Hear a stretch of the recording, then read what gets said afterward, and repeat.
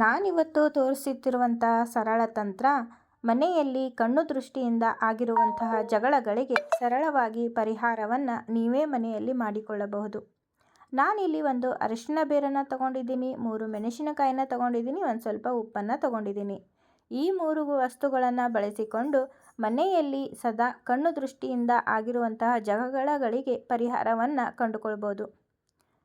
ಈ 3 ವಸ್ತುಗಳನ್ನು ಒಂದು ಮುಷ್ಟಿಯಲ್ಲಿ ಹಿಡಿದುಕೊಂಡು ಕಣ್ಣು ದೃಷ್ಟಿಯಿಂದ ಜಗಳಗಳು ಮನೆಯಲ್ಲಿ ನಡೀತಾ ಇರುತ್ತೆ. ಅದು ನಮಗೆ ತಿಳಿದಿರೋದಿಲ್ಲ. ಆ ಸಮಯದಲ್ಲಿ ಯಾರು ಜಗಳ ಮಾಡ್ತಾ ಇರ್ತಾರೆ ಜಾಸ್ತಿ, ಅವರಿಗೆ ಈ 3 ವಸ್ತುಗಳನ್ನು ಕೈಯಲ್ಲಿ ಹಿಡಿದುಕೊಂಡು ಅವರಿಗೆ 3 ಬಾರಿ ನಿವಾಳಿಸಬೇಕು.